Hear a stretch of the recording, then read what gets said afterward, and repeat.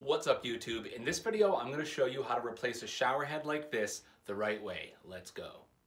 Okay, so your first thought is that you want to just twist this old shower head off, right?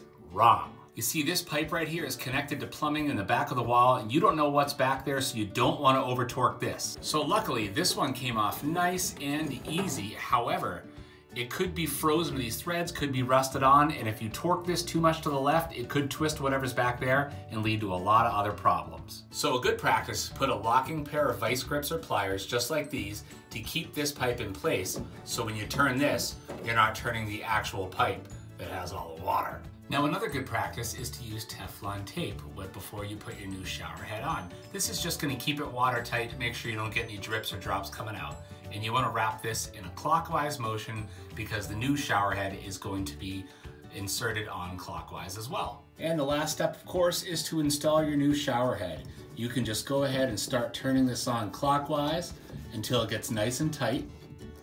And while holding onto your locking clamp so the pipe doesn't move, you can just take a pair of channel locks such as these or a pipe wrench and finish cinching this down.